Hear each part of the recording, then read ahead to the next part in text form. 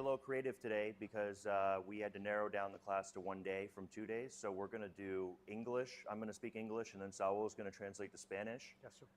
But we promise to keep the PowerPoint side of it a little shorter so we can get more hands-on time. But like Dan said, my name is Jason Yu. I'm with Eagle Abrasives, based in Atlanta, Georgia.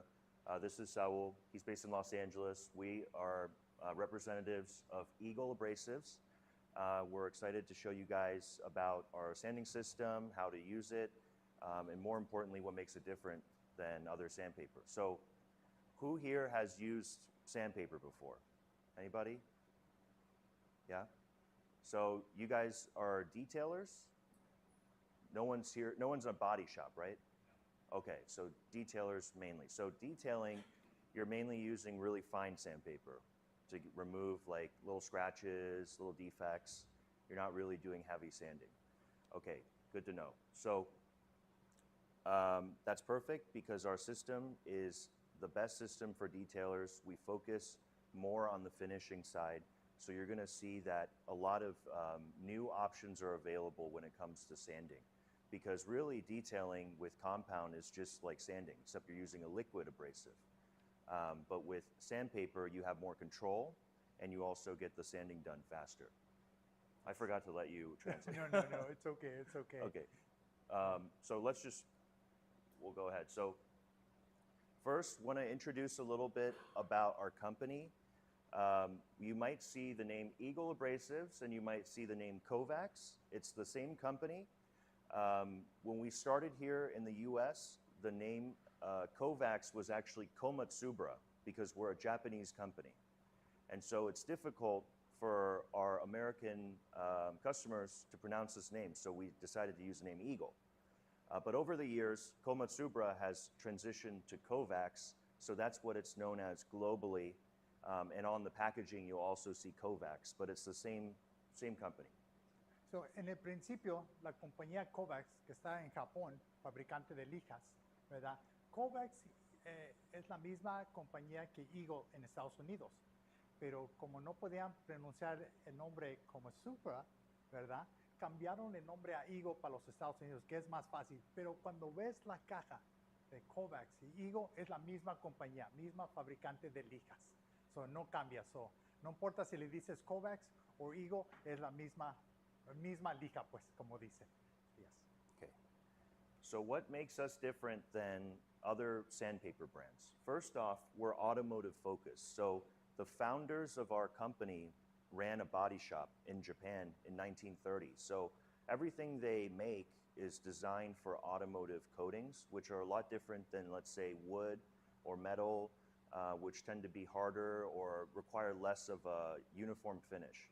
So everything we make is designed to create the best finish possible.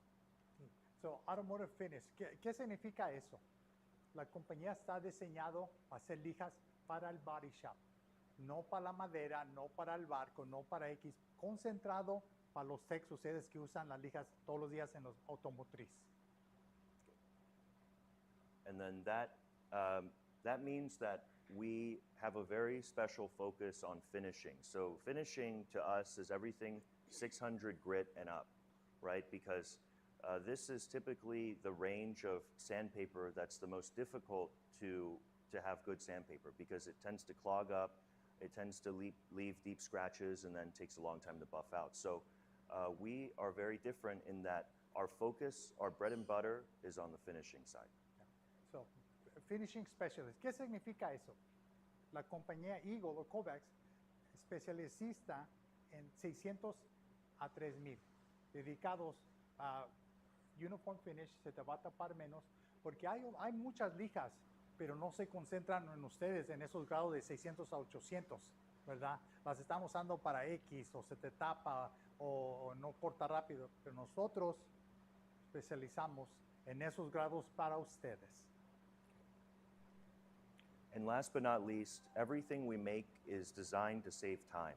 So a lot of our competitors, they design products to be cheaper from a per disc, per sheet, cost, right? But that's not our philosophy. Our philosophy is first and foremost to save you time, because time is the most expensive thing when it comes to running a body shop, a detailing shop.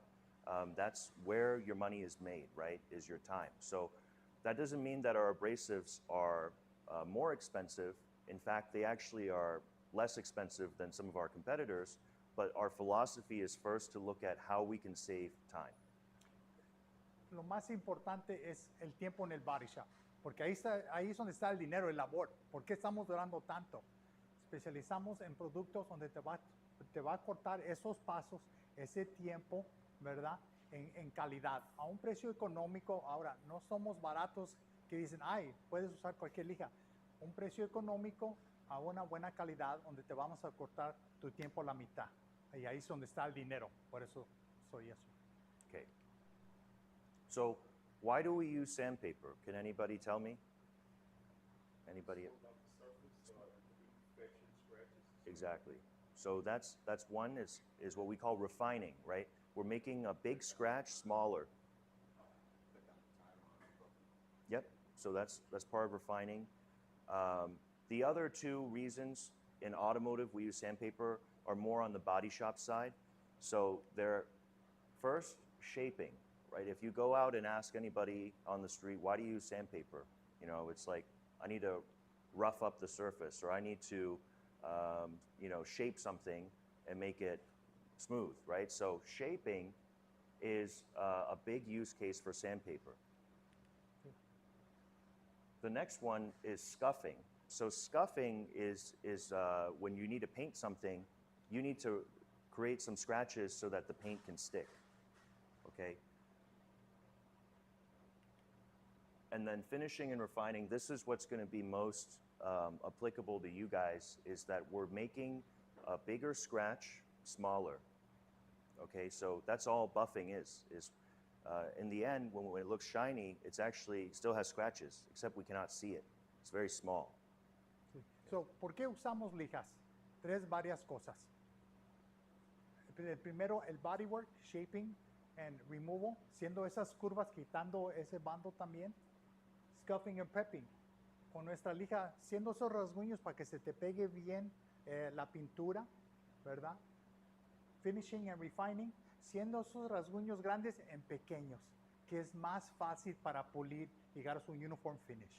So, esas son las tres razones que usamos lijas, pues. Okay. So, what do we look for in good sandpaper? Can anyone tell me? You want to translate? ¿Qué es lo que estamos viendo en una buena lija? Cualquier preguntas o experiencias que tengan, ¿qué es lo que estamos buscando en una lija? Quality of paper yields or something like that. Because I know I've wet sanded before. It's real critical quality, layers, grips, and stuff like that. So, maybe like the finish, you want the scratches to be very even, right? Yep. So that's one. So even scratches. Yeah. So, lo que estamos buscando en una lija es que los rasguños sean finos, nada profundo, ¿verdad? O que no esté en nivel, todo bien uniform finish y los rasguños pequeños. Anyone else have any idea? What do we like to see with sandpaper? ¿Qué es lo que queremos ver? Yeah.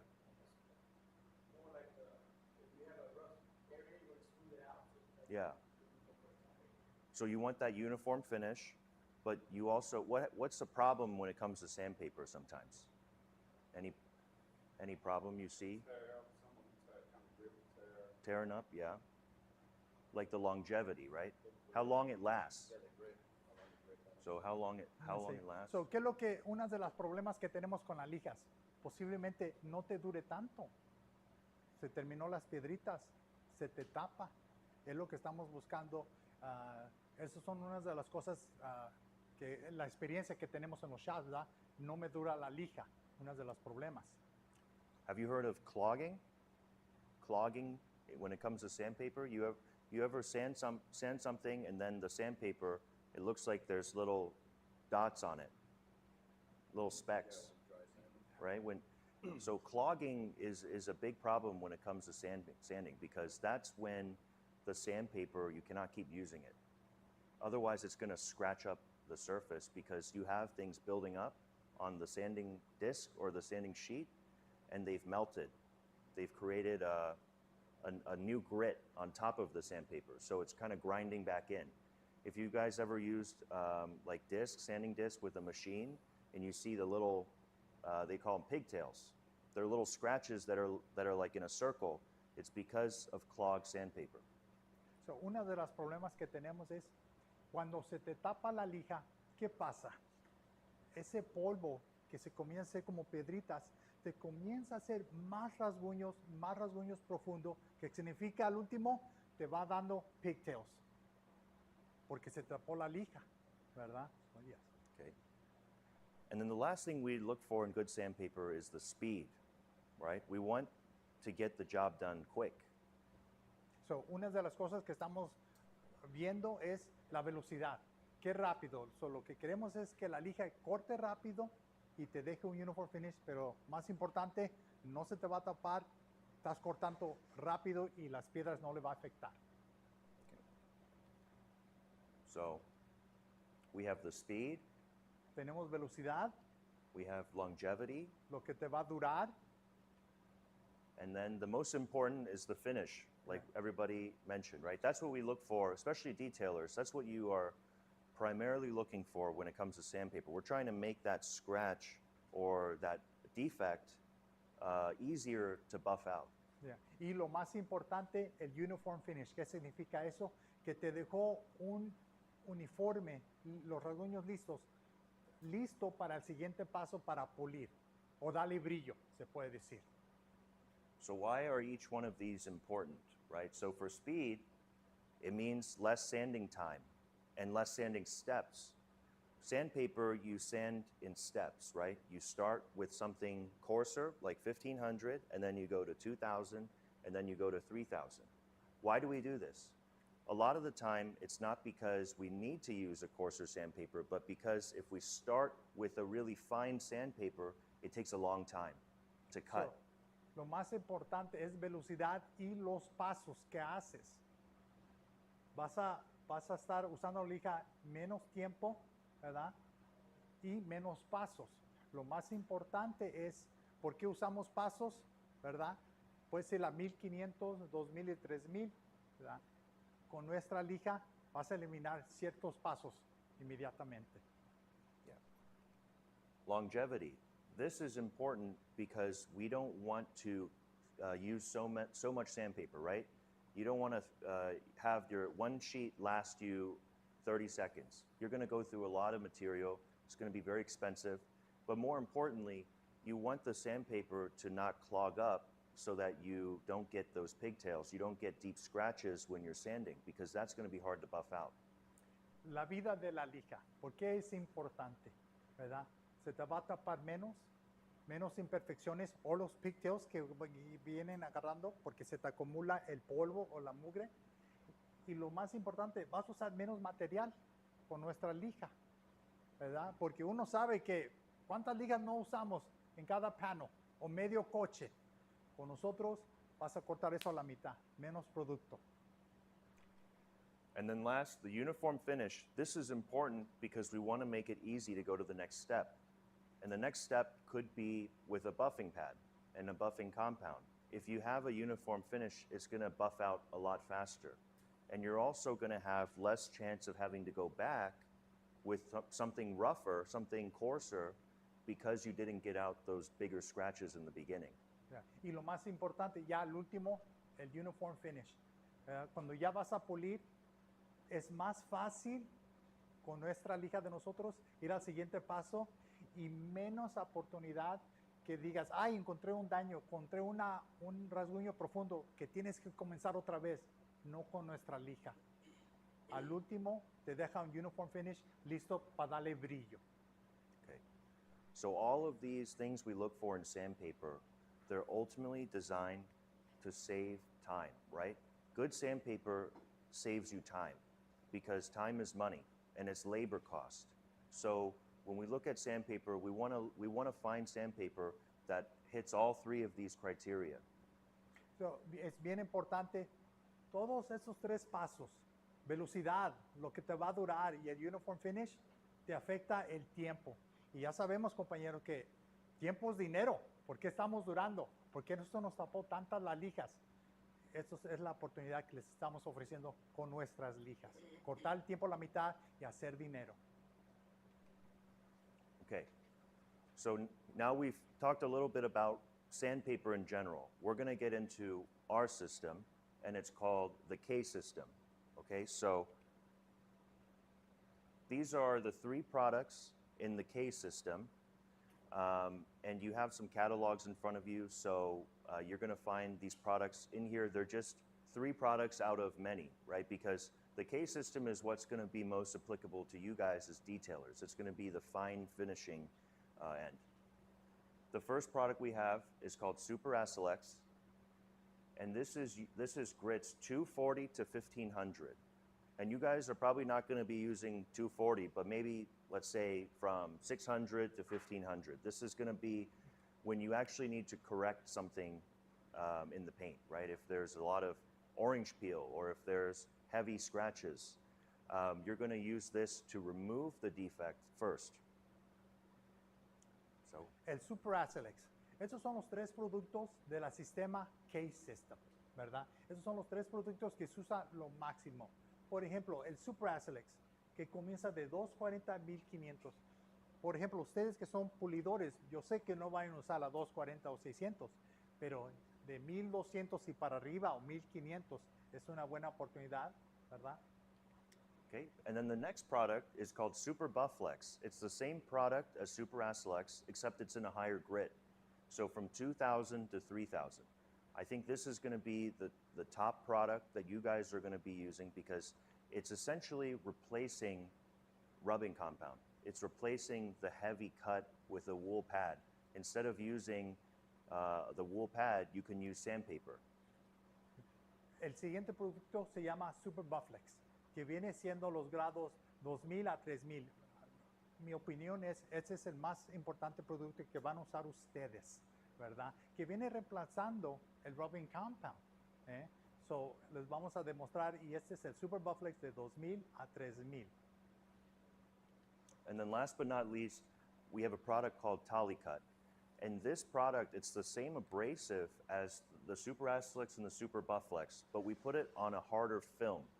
So it's got a flatter cut. This is for removing dust nibs, for removing scratches, and anything else where you need something that's more rigid. El siguiente producto se llama el Talicut. Es un kit para quitar las basuritas y las chorreadas. Ganas 3 cuadritos, 25 hojas. En este producto los grados son de 800 a 3000. La misma familia de piedra como el Acelex y el Super Bufflex, compañero. Con un maduro atrás, los cuadritos.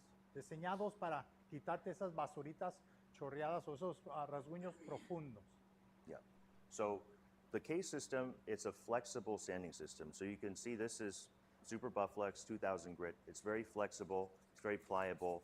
You can kind of crumple it up. There's no sharp edges. It's very different from traditional wet or dry sandpaper. So feel that, and I'll pass around.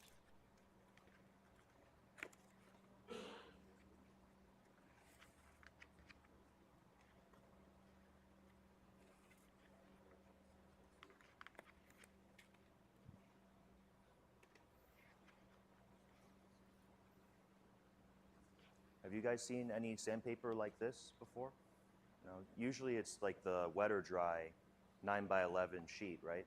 By hand? Yeah. ¿Han visto una lija así, compañeros? Con esa flexibilidad que tiene. Se puede usar seco o mojado, pero originalmente preferimos que sea seco. Una de las ventajas siendo seco es, ya no vas a mojar la cubeta de agua. Siendo seco, vas viendo tu progreso inmediatamente. Yes, so it's a total dry system from start to finish. You don't need to wet sand anymore with this product. No. Complete dry system from beginning to end. Yeah. You know, the wet or dry, they call it wet or dry, but it's really just wet, right? Because if you use it dry, what's going to happen? It's going to clog up, right? It's not going to last. So it's not really dry sanding, but this product, it's got technology built in that prevents the clogging. So we're going to get into that next. So that's all, any of those three, basic, any of the three classes there, they're all dry? Correct. The K system is a dry system. So why do we call it the K system? First off, you know, K for Kovacs, right? But also we have what's called a K number. So if you look on the back of that disc, on the back of that sheet, the grit is a K number. It's not a P. Normally you see P 1500, P 2000, right? And that doesn't, you know, there's no difference in the finish, but there is a difference in the speed. So a regular P600, you're going to expect a P600 speed and a P600 finish, right? With the K system, you get a speed equivalent that's one step coarser, because coarser sandpaper cuts faster than finer sandpaper, right? Like a 1500 is going to cut faster than a 3000. But what if we had a sandpaper that could leave you a 3000 scratch with a 1500 speed? So that will reduce the number of steps and the amount of sandpaper you have to use to get the job done. La sistema K system. La K significa para Kovacs en primer lugar. La sistema Kovacs. Tu lija original, tu lija que usan todos los días, es una sistema, por ejemplo, 600. Te corta como un 600, te termina como un 600. Que significa se te va a tapar más rápido. Pero nuestra lija, la flexible lija, la 600, te corta la rapidez de un 320, pero los rasguños finos como un 600. Y no hay ni una lija así. So, yeah.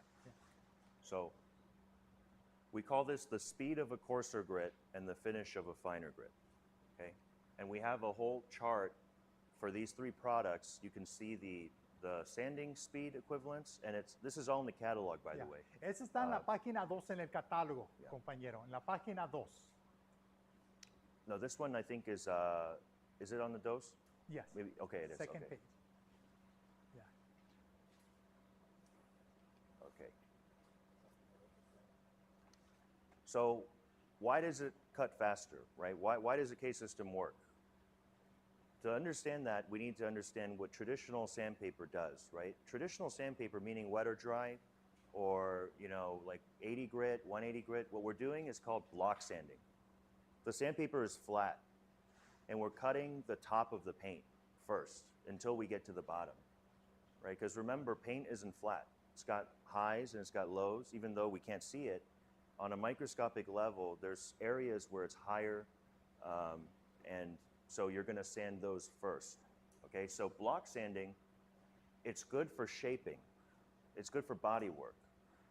And it's good when you're trying to flatten something out completely, but it's not so good for refining, right? Because in order to sand the lower part of the paint, we have to sand everything, and that takes a lot of time.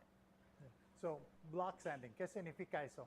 Eso es bueno cuando quieres quitar demasiado, con un curso o un grado más profundo, ¿verdad? Pero con nosotros, como sabemos, la pintura no es flat. Tiene sus peaks and valleys, como dicen. Eso es donde viene nuestra lija, donde va a ir en los peaks and valleys sin cortarte muy profundo. So, en block sanding, la mayoría es for bonding or shaping, como dicen. So this is what every sandpaper out there, the method is using, right? Block sanding, flat sanding. The K system is flexible sanding. So we've created a technology that allows the grit, the abrasive, to flex, to move, and to match the surface of the paint. So, nuestra lija no nomás está hecho de látex, pero el pegamento es lo que te da esa flexibilidad, donde las piedras se pueden ir en cualquier dirección, especialmente la pintura, ¿verdad? Sin cortarte demasiado. So eso se llama flexible backing y bonding. So the flexibility, because we're not fighting against the paint, we're gliding across the paint, there's less heat, there's less friction, and so you get a better finish, you get a more shallow scratch, you get a more uniform scratch, and you get less clogging. Yeah. So, no estamos batallando con la pintura o las curvas, sino con la flexibilidad, yendo con la pintura, donde vas a agarrar un uniform finish. Okay. So here you can see what the original paint surface looks like, right? There's the peaks and valleys, and then you see some texture, right? With block sanding, you might get unsanded areas. Okay, so you guys ever sand and you see something like that, where you see some shiny spots left? It's because those are the low spots. Okay, you've only sanded the high spots. Yeah, an orange peel. Yeah. With flexible sanding, it's faster because you can get into the highs and the lows with the same amount of time. So it looks fully sanded, okay? And that also allows you to have more control over how much texture you're removing, right? Because as detailers, you're working on a lot of cars that have factory orange peel, that have from the manufacturer. The car itself is not flat. The paint doesn't look like a mirror, right? So if you sand too much, what happens? It's a flat, you have a flat spot, right? And your customer is like, what the heck? You know, now you have to make the whole car flat. Yeah. So Las originales surfaces, ¿cómo se mira la pintura? A un lado, flexible, comparado al otro, la otra textura. Block sanding, ¿qué significa eso? Estamos lijando, pero no estamos metiéndonos donde está la pintura, nomás estamos arriba de la pintura, so no estamos lijando como debe de ser. Y ahí te da unos ejemplos.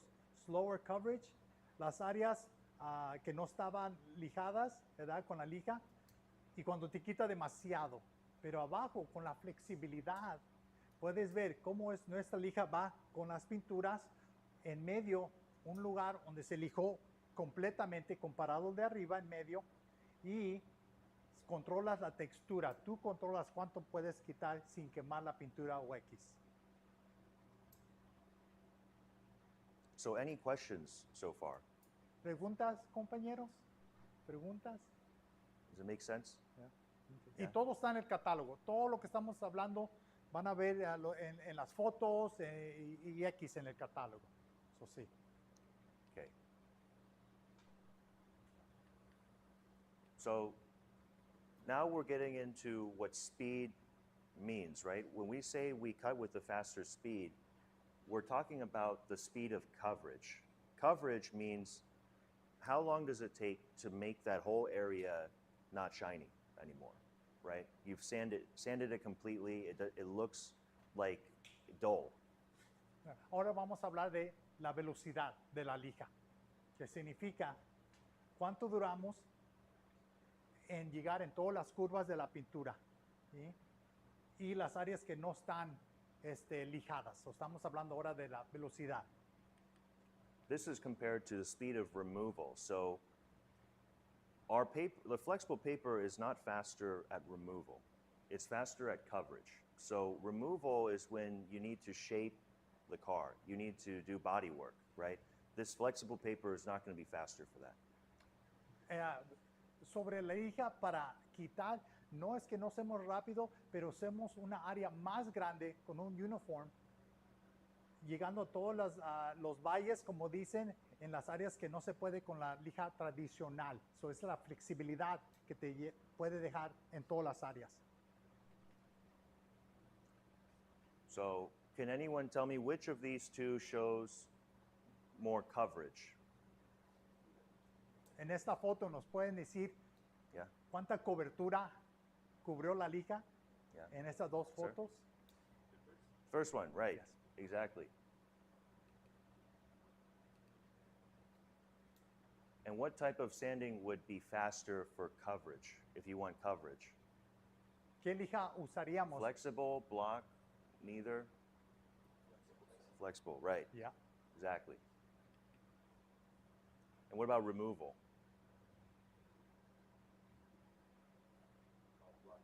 Block sanding, yeah, because you want it flat, right, to remove something. Okay, so for each of these applications we talked about earlier, the shaping, the scuffing, the refining, what type of sanding do we want, coverage or removal? right? So for shaping, we want block because we're flattening it. For scuffing, we want flexible because we're just scuffing something up before painting it. And then for refining, we also want something flexible. So para estos tres, shaping, scuffing y finishing, tenemos nuestra lija para flat sanding, para los bandos, los cursos más agresivos.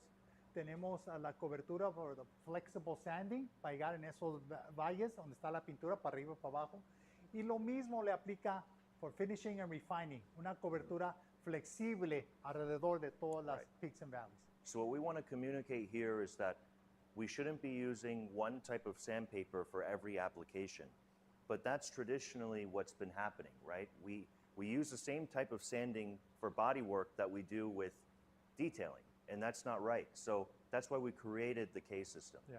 So originalmente tratamos de enseñarle a todo el mundo que block sanding o tu lija tradicional no es para todos los pasos, para tu 1500, para tu 3000. Por eso hicimos esta lija diseñado para ustedes, para los pulidores o preparadores o pintores. Okay, so how do we get flexible sanding, right? We say a lot about, we can make everything flex around and then glide over the paint, but how does that actually work? The first and the most important thing is what's called flexible bonding. It's a glue.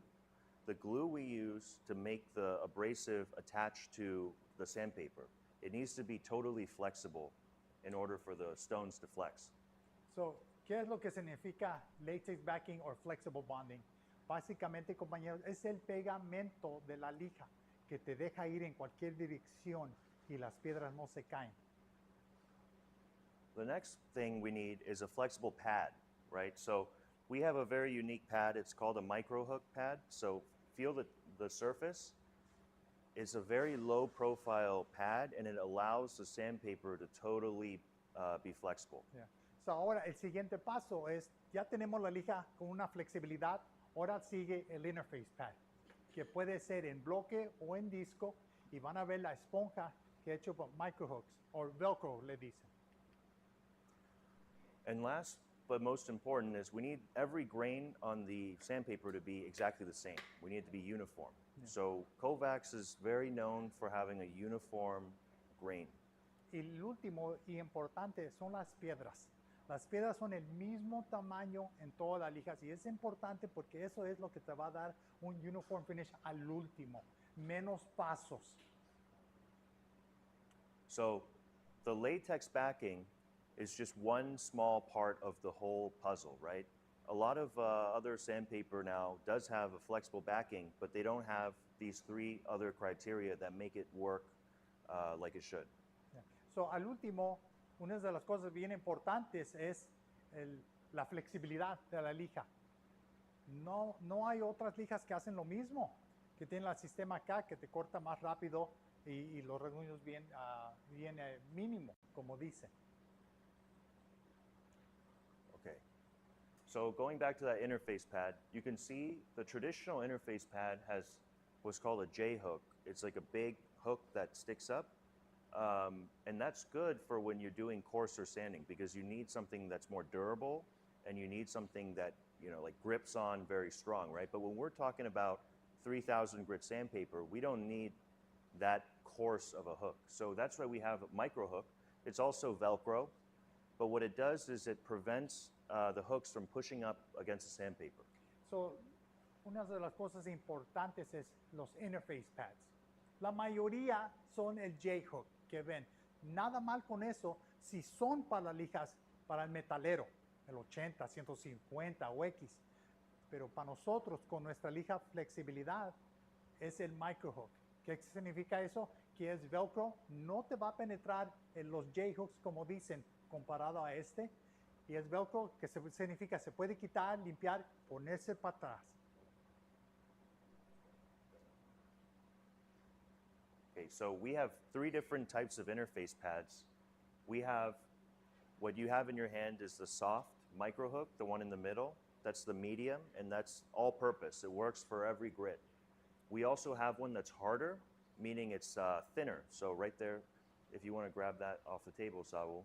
Yeah. It's a thinner pad. Sí, compañero, el maduro y el suavecito para pulir, compañeros. Así los pasan. And what that's going to do is it's going to provide a flatter cut. So let's say, you know, you have a customer who wants the paint to look like a mirror. That's when you want to use something that's harder, something that's flatter. But if all you're doing is general detailing and you don't want to remove a lot of the texture, you use the medium pad. The extra soft pad is for advanced users because it's got a different attachment. It's a very light grip. So if you use the sander too fast, the paper can come off. But that's what's going to produce the most shallow scratch. Very easy to buff out. Son tres tipos de interface pads que tenemos nosotros. El primero va a ser el microhook hard, el maduro, el suavecito, el suave y el extra soft, como le dicen. En esos grados, ¿qué es lo que se usa? El maduro, compañeros, es de 360 a 800. Si quieres, como dicen, quitar demasiado, más agresivo. Ahora, cuando ya vienes a los 600 a 3000, eso ya se puede usar en esos tipos de grados, donde quieres quitar poquita textura, no mucho, posiblemente cáscaras de naranja, orange peel, como dicen, ¿verdad? O el más suavecito de 2000 a 3000, especializado para pulir ya. So, And we're going to have a chance to test out each one of these pads later on the hood so you can see, even with the same grit of sandpaper, how different the cut is. vamos a tener ahorita en unos minutos una oportunidad de usar cada uno de los interface pads para que ustedes miren, sientes la diferencia de cada interface pad con nuestras lijas. Okay, so now we're going to longevity, right? We've kind of touched on this. Longevity means how long does the sandpaper last? And a lot of times that comes down to clogging. So here there's a picture and it's clogged sandpaper. Especially when you use a disc, it's easy for it to clog up. Okay, and you see there's little specks of dust that have kind of melted on the surface of the disc. This is very bad because it's going to lead to pigtails. So, clogging o cuando se te tapa. Este es un ejemplo, una foto cuando se te comienza a deshacer el polvo, ¿verdad? Que te va a causar demasiado, ¿cómo se dice? Demasiado caliente, ¿verdad? Y te va a hacer los pigtails porque se te va acumulando el polvo. Yep. So you can put this on the pad just so you can see how it grips. Okay, so like we said, that's what pigtails looks like, okay? So it looks like little round deep scratches, and when you go to buff it, it's very difficult to get out. And then obviously use a lot of sandpaper if it clogs up.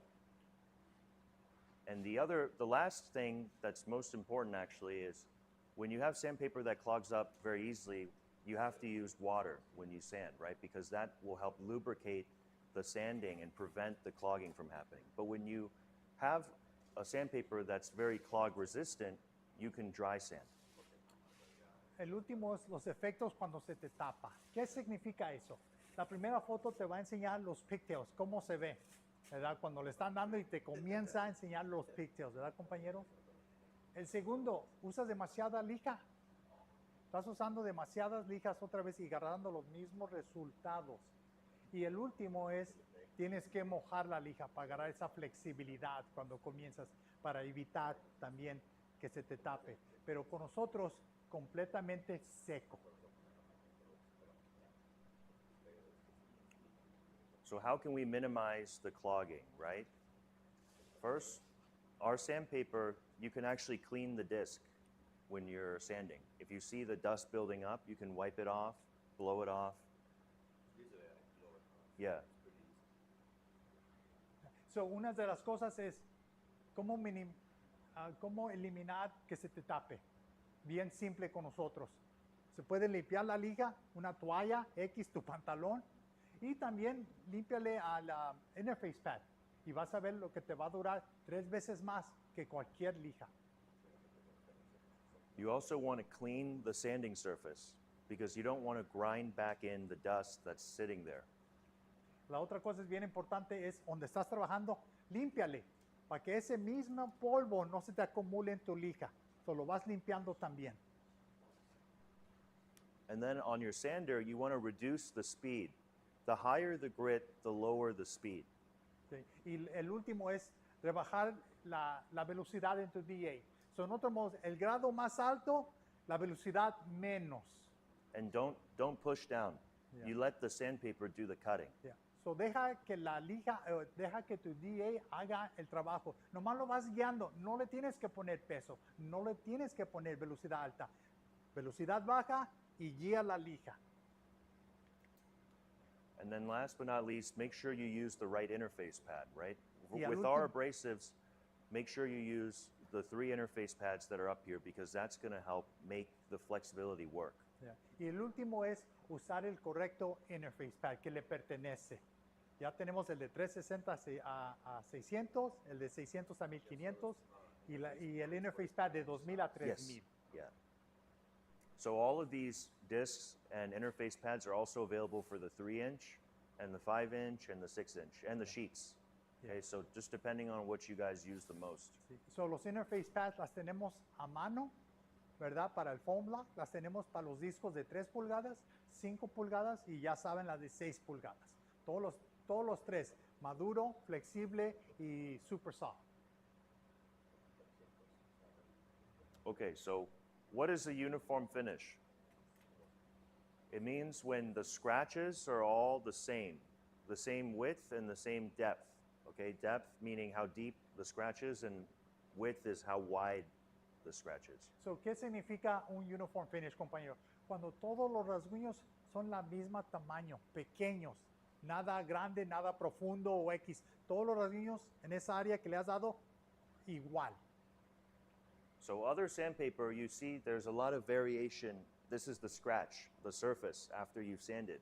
Okay, so what you expect is up here, 1500, but the deepest scratch is actually like 1000. Okay, so then basically you've sanded with 1000.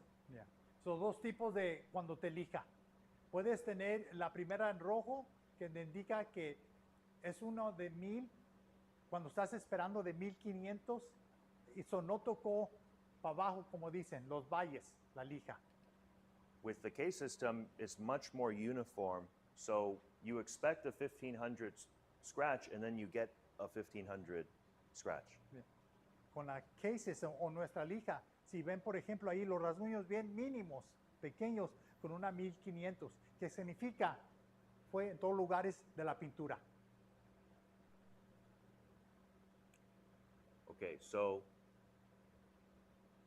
why is a uniform finish important, right? So for different applications, there's different problems with a bad finish. So for shaping and removing, that doesn't really apply to you guys, but there's still problems with a bad finish because you can oversand, you can burn through, and you can add more steps to the whole process. For scuffing and adhesion, you can cause deep scratches that show through when you paint the car. You can make it so that, you know, the paint doesn't stick well, right? And then for refining, for you guys, you will leave deep scratches if the finish is not uniform, and it's going to be much harder to buff out. So, ¿qué significa tener un terminado importante, un uniform finish? Primero puede ser con shaping y removing. Lijaste demasiado, muy profundo, muy rápido, ¿verdad? Que requiere más pasos. El segundo, scuffing and adhesive, cuando haces mechanical adhesive, cuando los rasguños están muy profundos y se ven ahí, y al último refining scratches, los rasguños son profundos y te va a costar pulir más, que significa el último doble trabajo. Y esos son los problemas que ganan cuando no está un uniform finish. So we're going to recap kind of what makes everything work, right? So we have these 3 areas we look for in sandpaper. We have the speed, the longevity, and the uniform finish. And then we're going to talk about how each of the K system technologies improves that. So flexible bonding, the glue we use, it leads to faster coverage because we can get into the peaks and the valleys much faster, and it prevents there being unsanded areas. It also reduces the heat and the friction when you're sanding, so it causes less clogging. And then finally, you get shallower scratches because of the flexibility. La flexibilidad, ¿qué significa? La primera es velocidad, la cobertura que puedes hacer, qué rápido te va a cortar. El segundo, la vida de la lija. Vas a tener menos, vas a usar menos calor o se te va a calentar menos con el friction. Y al último, el uniform finish, los rasguños bien finos, listo para el siguiente paso. And then the anti-clogging technology. So this is the lubricant on the surface of the disc. As you sand, it prevents there being clogging. So for speed, less clogging means that the abrasive is touching the paint at all times, right? Longevity obviously prevents it from clogging up and prevents it from pigtailing. And then finish, you know, no pigtails, no deep scratches means it's much easier to go to the next step. Se te tapa menos con nuestra tecnología, que significa vas a hacer menos, vas a estar lijando en menos tiempo, vas a prevenir que se te pegue o usar polvo en la lija que te puede cristalizar, vas a menos little pigtails o los rasguños. Okay. And then last but not least is the abrasive grain itself is very sharp and it's very uniform. Okay, so that means it's always cutting on all sides as you're sanding. It means that the grains are very durable, they don't break down, and also they result in a very uniform scratch pattern. Al último es el Sharp y Uniform Gains. ¿Qué significa eso, compañeros? Las piedras siempre van a estar cortando. Te va a durar lo doble o lo triple. ¿Okay? Te va a seguir cortando o una cosa nivelado. Y al último, Ultra Uniform Gains result in uniform scratches. Todos los rasguños, otra vez, bien mínimo y todos del mismo tamaño for uniform finish. Okay, so does anyone know, for just a guess, what percentage of a body shop's budget they spend on sandpaper?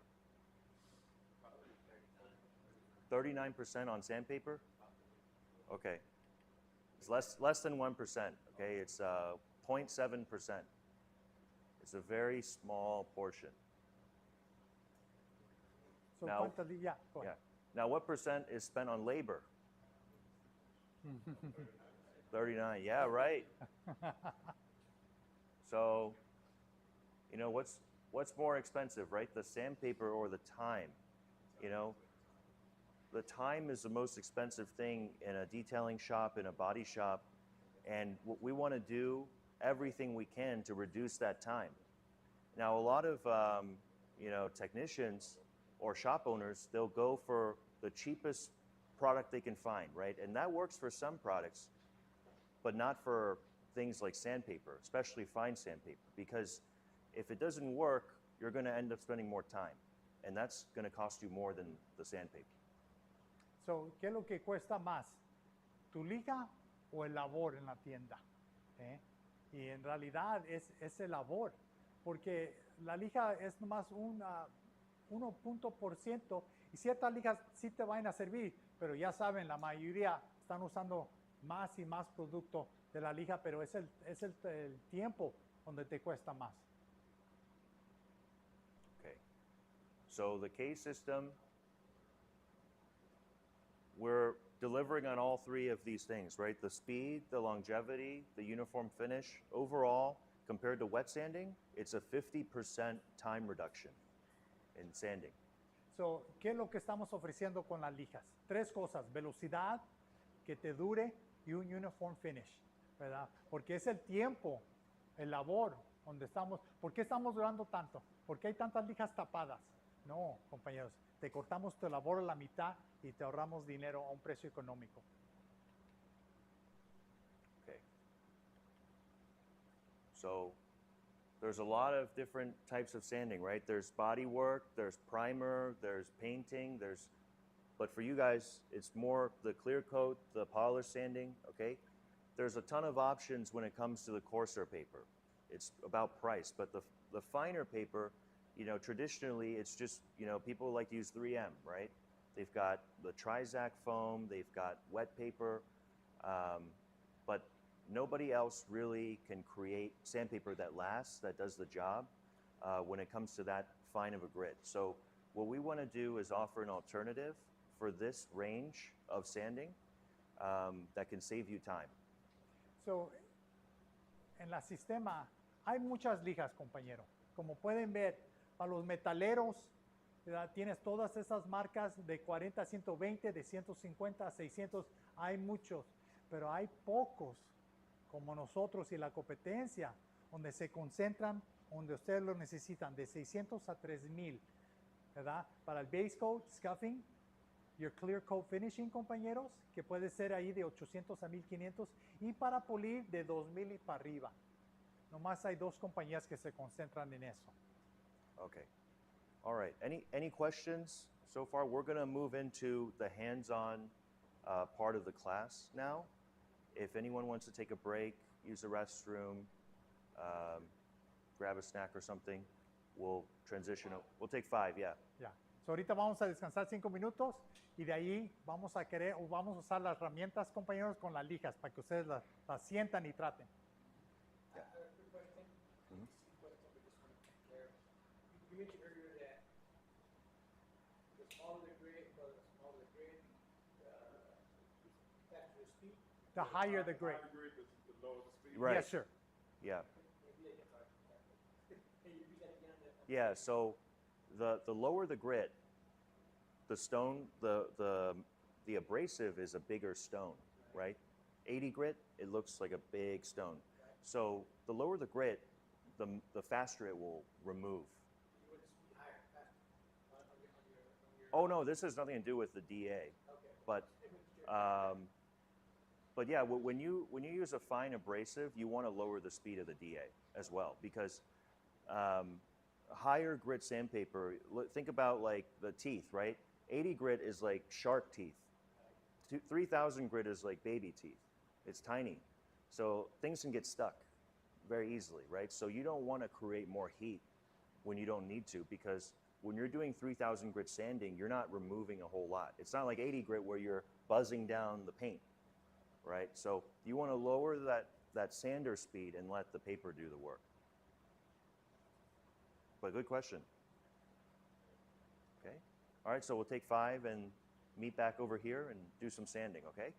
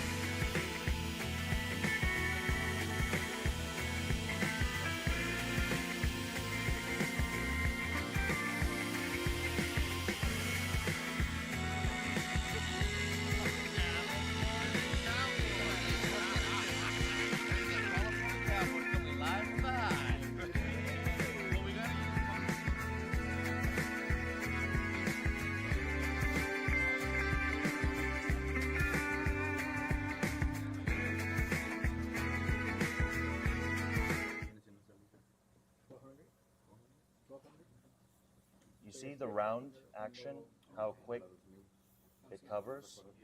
Because it's basically gliding into the paint. ¿Ven qué rápido? Okay.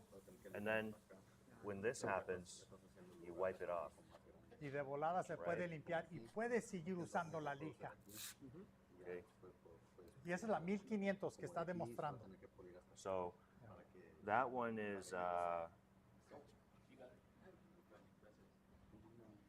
that one's a micro hook soft pad, and this is the Bufflex pad. So this is even finer cut. And you don't have to put no pressure on it. Right. But you Mira see qué how rápido uniform? corta. Sin And you poner have to go mucha with the presión. gun, right? Like the polishing gun or DA. You see a hole like that? Uh, What would you do after this? Well, if you're doing, you can use the same block by hand, and But then how would you like get rid of this? oh, well, I would refine it a little bit more because this is a 1500. Yeah. So then I would go to like a 2000 or 2500 actually. Yes, sir. So 2500. What this is going to do, and I'll use the Bufflex pad. So this is the micro hook pad, the soft pad. This is the Bufflex pad.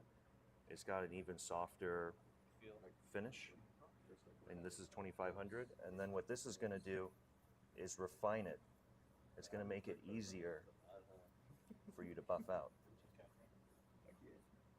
So it'd be better to go from 1500 to 2500. That's a good sign. For dark colors, we recommend 1500, 2000, 3000. For every other color, you can do 1500, 2500. Just save yourself a step.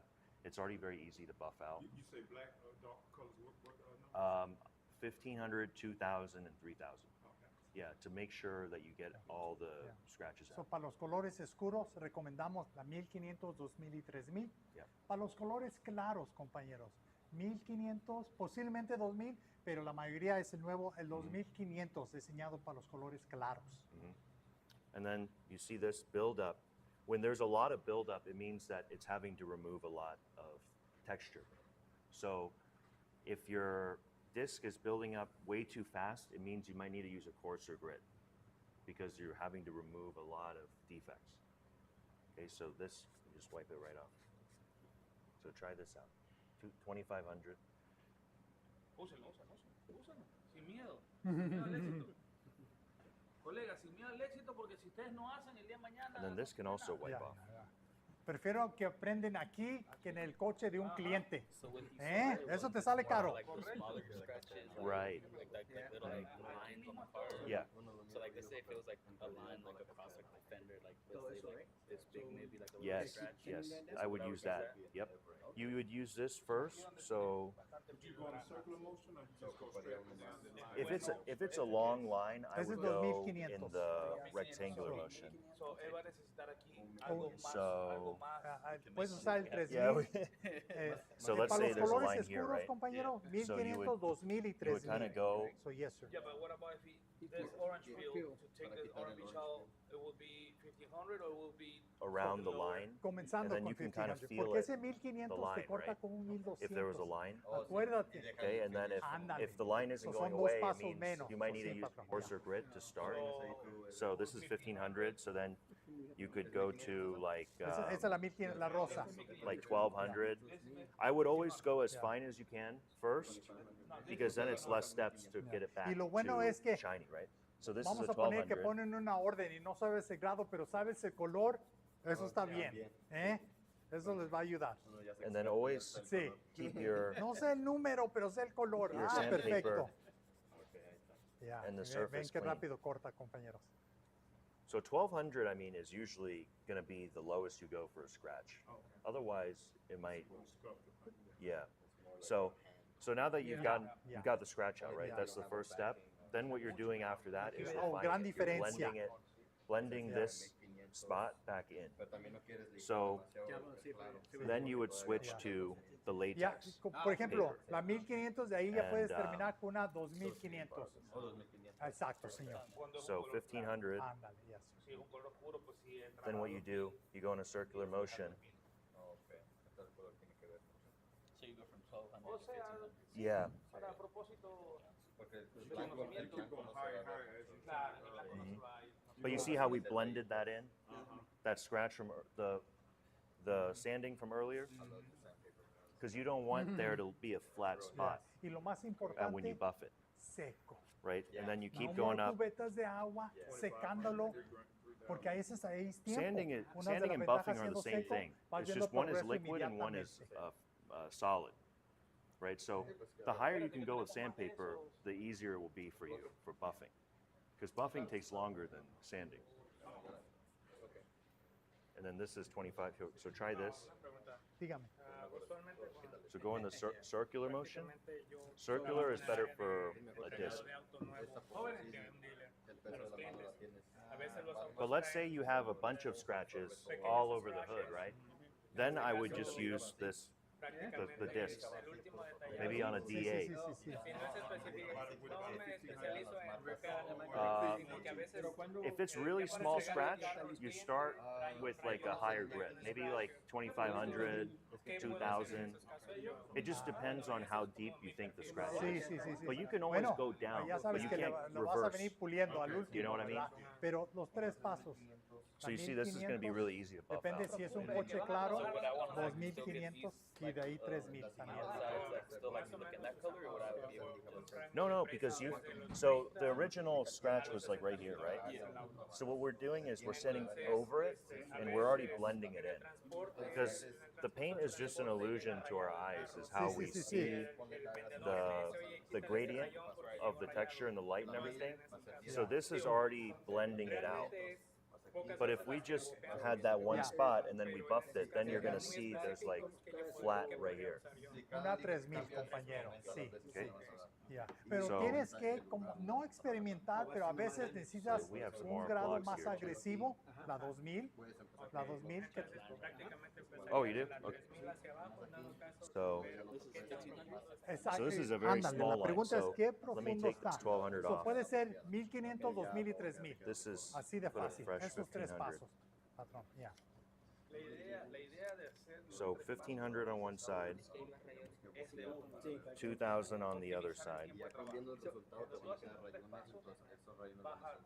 el resultado va a ser So what I would do is I would try the 2,000 first, see if it, the green side, yep. See if it comes out. porque la 3,000 es mucho más suave. Pero vamos a suponer que, como te dicen, no, es que no hay que solo quítale ahí, tú lo haces solo. So try to keep it tight, the sanding area, if you can, Sí. because we'll blend it out later. Está profundo cuando viene. So, Obviamente, no es tan profundo porque son rayones leves, pero si es profundo, ya es algo que tienes que someterlo a un análisis, So- a un proceso de un so tema de you want to pintura, y si no tienes try que to quitar. keep it. Te digo So not porque really circular. pasa mucho. Yeah, when you're pasa doing a mucho. long Los scratch, vienen importados, vienen en barco. you can do it in a long Y lo que dicen los vendedores direction. es, quítale nomás ahí, sácale. Ah, But you see how that makes it more targeted? ándale, Because if you're ándale. sanding in a big area, this paper is not really designed to do that. Right. But now you see this middle part has been sanded. Right? You want to try? Un solo paso, no mucho paso, para atacar el rayón, pero luego dar acabado para remover la marca de lija que dejaste. Yep. Por ejemplo, comenzaste con 1,500, luego refinas con Because the scratch is very small. cada una tiene que remover la lija. You want to almost just like, Okay, cada una tiene que remover las marcas you de know, la lija anterior. not sand too much, right? You can kind of feel, you can see. And that's the good thing about dry. You can see when the scratch is Kind of, yeah, disappearing. coming out. Yeah. because there's really no way to remove a scratch. What we're doing Pero is we're cada sanding everything quien- around it Yo so no it estoy doesn't aquí look like para a scratch cambiarte anymore, tu right? sistema, pero quiero que Because en una scratches manera don't just go away unless you experimentar, fill it in como with dicen, like porque paint or cada clear, right? rasguño va a ser All diferente, we're ni uno doing va a is ser igual. blending the scratch into Hay the una paint. que puede ser un pequeño. Una rayita y a veces viene Ay, So- cabrón, sí, sí, sí, sí. So after Uf, this, we wow. would refine it, make ya, it so easier to cada, polish. cada rasguño es diferente, we can pero lo use, importante es que tiene la lija. 2,000, maybe try this 2,000, get a feel for it.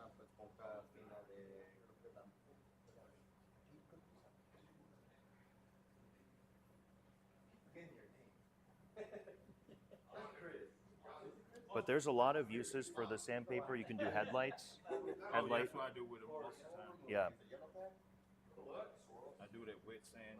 yeah. You see how the outside is a little lighter than the inside. That's kind of like the blend, right? It's like we're blending it in, which is what we want. So you see like the outside there's some scratches. So when you buff it, it's going to be a natural transition in the texture. Dependiendo del compound, tú puedes igual remover el suerte. Pero cuando es hielo, es más soft, es medium polish y finish. So, si tienes un correcto, puedes hacer un two-step dependiendo del color del vehículo. Now the grits, you want to make sure you don't jump too much. Like I would say maximum anything below 2,000, you want to do like 1,200 go to 1,500, 1,500 go to 2,000. Okay, but 1,500 you can go to 2,500, and then 2,000. 1,500 to 3,000. I wouldn't recommend 1,500 to 3,000 because what you're going to end up doing is just sanding more with the 3,000 because it's cleaning up the scratch from 1,500. Y los pasos también están en el catálogo con fotos. ¿Qué recomienden? El color, si es en cierto color, ciertos grados y pasos. Este color, ciertos pasos y grados. So, también está en el catálogo, compañeros. Yeah.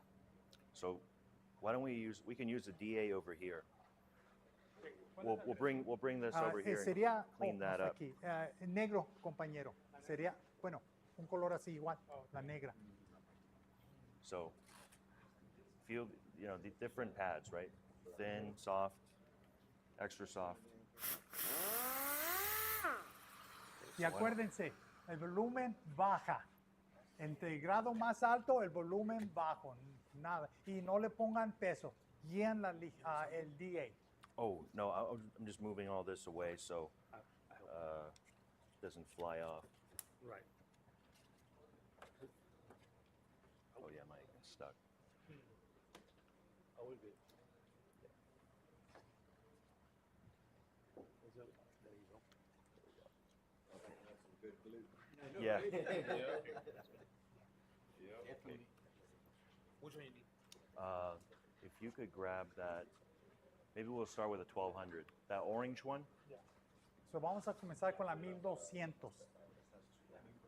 Yeah.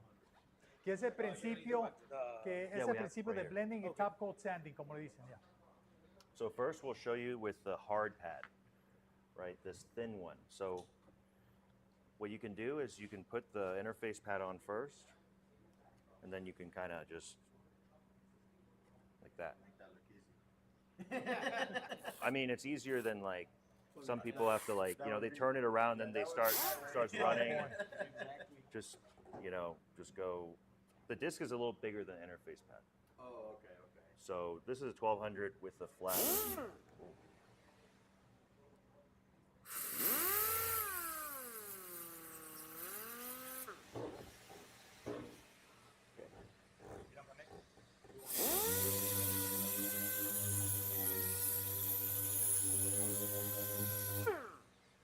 So let me grab that towel. So that's a 1,200. Has anyone used DA before? Okay. So detailers, I know before it's like sanding is a little taboo, right? You try not to sand as much as you can because that can cause problems, right? So with a DA, I would say if you're not confident in using it, I would try using by hand first, okay? Because it's like very fast, the removal rate. But you can see with the flat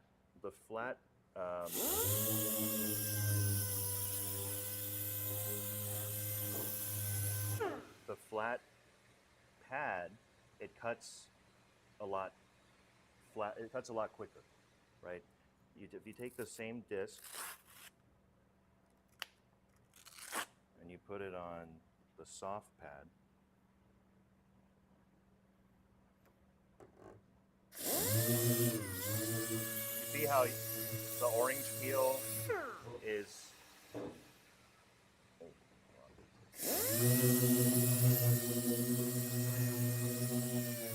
you have more control over the orange peel removal.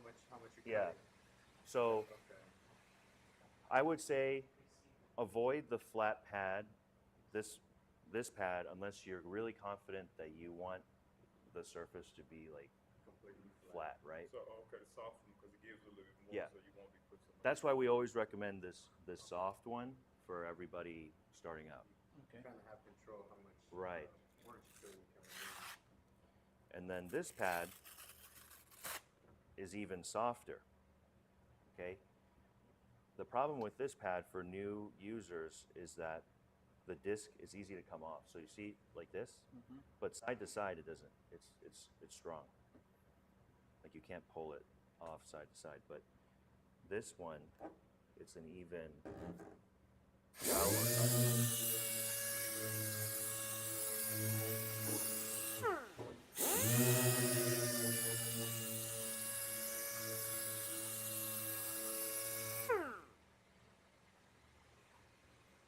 ¿Ven la diferencia con el interface pad? So you can see like this is flatter, right? This is shinier. This is kind of in the middle, I think, because I had to reach over. So this part is probably the more representative. So, el interface pad más duro es cuando estás tratando de quitar algo. Yeah. Pero este que se usa, eso es lo que yo recomiendo en Los Ángeles. Esa de 600 a 1500 para todo. Y también para pulir. Soft pad, when will you use that? This is for the final step, like 2,000 to 3,000. This is, you can also use this with a coarser grit. This is when you're not trying to remove anything. When you're not trying to correct anything, you're just polishing. Oh, okay. If it's just scratches, you could just use this pad. Because this is like basically like a buffing pad, essentially. This one, it's got a little bit of a bite to it. So it's gonna remove stuff from the surface. So like if there's dust or if there's orange peel like this is not really gonna cut the orange peel. Does that make sense? Yeah. But a lot of times you're not really cutting orange peel, right? You're just cleaning up the scratches, making it easier for you to use buffer. So this pad might actually be better.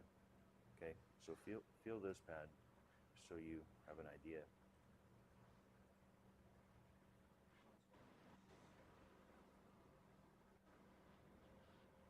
Pero cada pulidor, pintor, tiene sus preferencias de interface pad. Nuestro trabajo es introducírtelo, no te voy a cambiar tu sistema y tú opinas qué trabaja mejor para ti en tu shop. And then when you sand, you want to go in a snake pattern. You guys know about snake pattern? It's like a zigzag.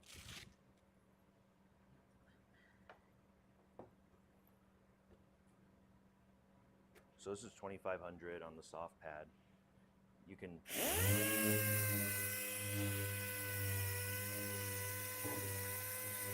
you go across, and then you go down, and then you go across.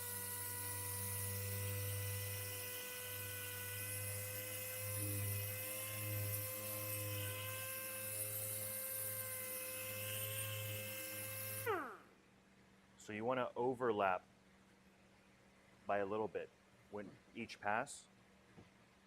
So go.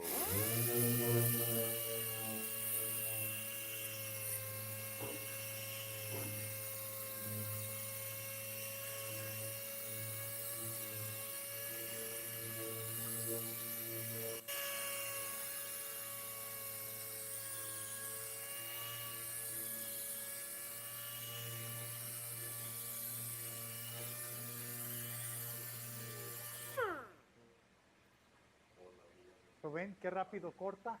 So you see it builds up very quick because we're using a very high grit to start. So it's having to remove a lot of material. What grade is that? This is 2500. Yeah. So if we use like 1500, it'll be a lot faster. So it's 15. So it's from here.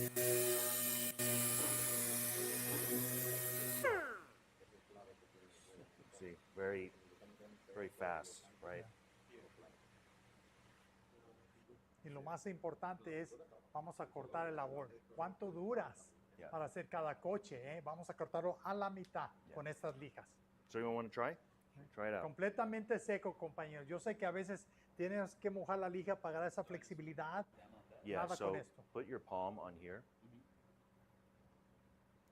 Come over here. Yeah.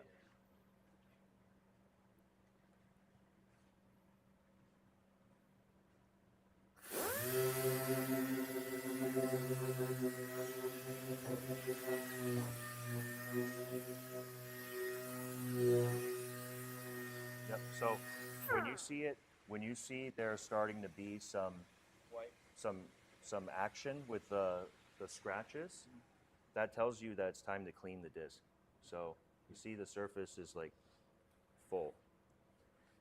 ¿Cómo es que agarras más de la vida de la lija? Limpiándolo, limpiando la lija, limpiando el I would interface recommend pad. you hold like this for more control. Yeah, try that. And then try standing right here maybe. This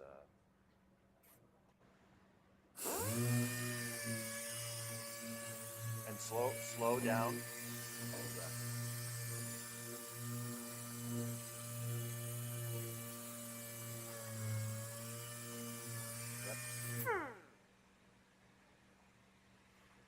¿Ven qué uniforme les deja? Yep. So when you sand, you want to go in a zigzag. So like this, across, and then down, and then overlap a little bit, and then down, and overlap like this. Okay. You don't want to go like all over because then it's not going to be uniform. When you buff it out, it might look different, the texture. Okay. So just to make sure that, let's say, we're trying to correct this part right here. Mhm. We're just gonna go around this area here, go back and forth, right? Or you have to go Right. further out to correct those small scratch or whatever it is. How far do you If it's just small scratches, you don't really need to go further out Okay. because you don't. You go further out when you have to use something coarser to remove a defect first, like a long scratch. Then you kind of go out a little bit to hide the transition. But if you're just using one grit to sand some scratches, then you just sand the area that you need to sand because it's already a very fine grit. Okay, but if it's a really small area like this, I would honestly just do it by hand. Yeah. Yeah. Anyone want to try? Let me change this So to ya saben, en disco, Put para a esas áreas 2000. amplias, el lado del coche, el hood, arriba. Pero si no es muy grande, usen las lijas a mano, compañeros. Yep.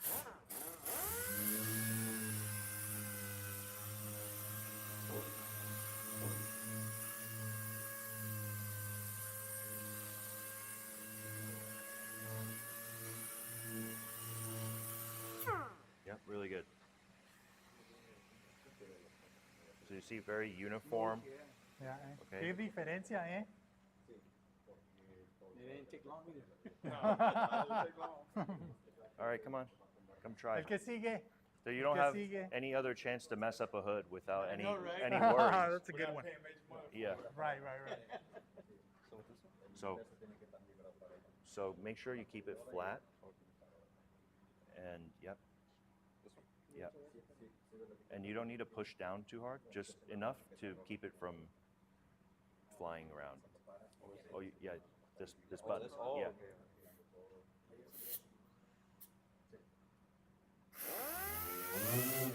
Oh no, let's lower the speed a little bit. Yeah. So this is the speed control. So for really fine grits, you want to keep the speed very low. And let's clean the disc real quick. So you see that there's a lot of clear on here, so you can just wipe that off.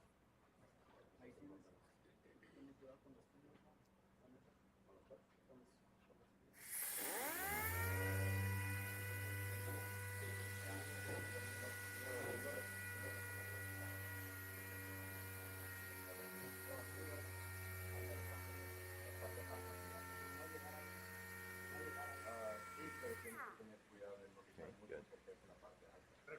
Recuerden lo que les dijo hace un rato. Y si tienen duda Cuando aparece con el esos DA a puntitos, mano, esos, no puedes perder usando la como- liga a mano, como- patrón. Ya. rayoncito Y que acuérdense, aparece por llévense en manejando el porque está catálogo. sucio el pad So, que hay que ya, limpiar. eso es bien importante. Llévense en Uno, el catálogo, dos, ahí están todos los para una números, mejor- las fotos y para X, una cómo usar mejor, cada grado, patrón. Ya. un mejor agarre o una mejor conducción de la máquina, no lo agarren como que fuera una pulidora. Agárrenlo, agárrenlo de esta manera, porque ustedes van a tener un mejor control de la misma. So,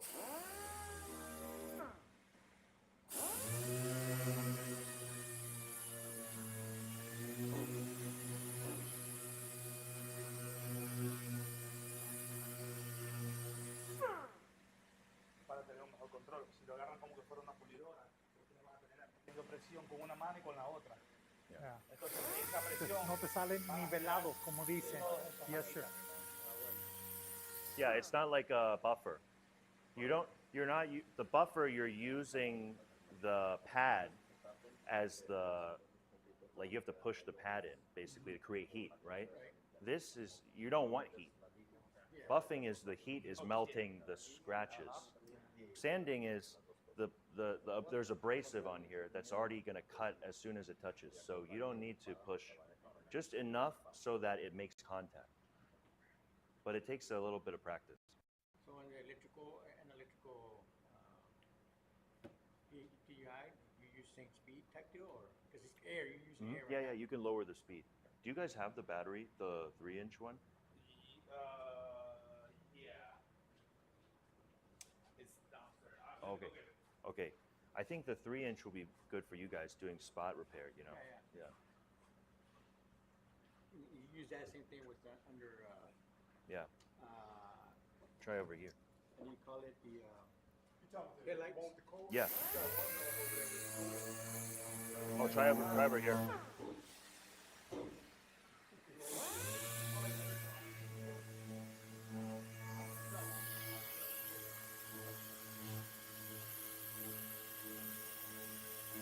In this case, you want to use the 1500. Yeah. Well, it depends, right? What you're trying to do. Oh, yeah. That's good. Is that a 1500? That's a 2000. So you can see there's still some orange peel, right? But sometimes, you're not removing the orange peel, so it's okay. As long as you've removed the defects you want to remove, like the scratches, right? You don't need it to be flat. Otherwise, but when this buffs out, it's still going to have some orange peel. Okay. Yeah.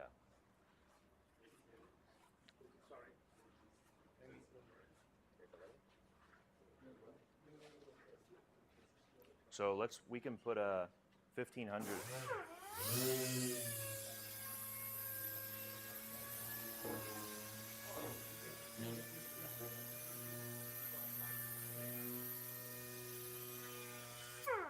Yeah, good job. That was good. So around the curves Uh-huh. here, can you stand with the DA with that, or do you just recommend? You just can if you have, if you're comfortable, skilled, good at it? because it has a pad, right? It's got some flexibility, so,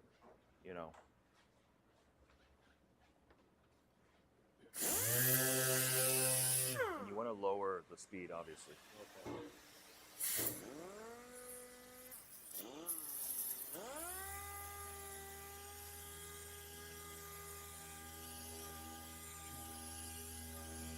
¿Qué diferencia hace el interface pad siendo de esponja y también la lija de látex, que es esa flexibilidad? Right, so, Pad, yeah. It flexes compared to a hard one, you won't be able to get to that. right. So you notice you don't push, just let it glide, right? You can use the edge.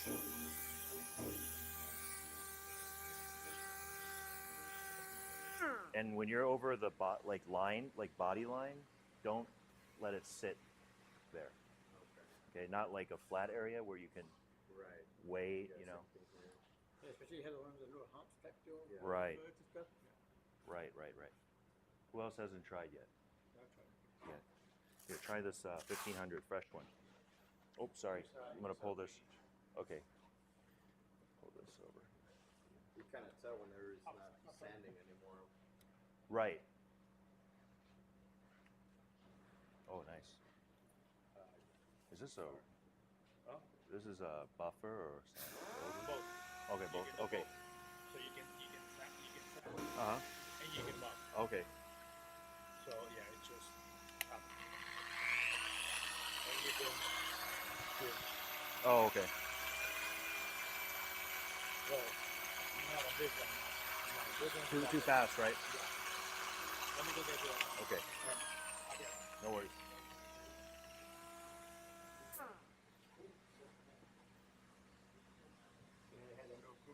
So this area, try tilting it so you're just using the edge of the disc.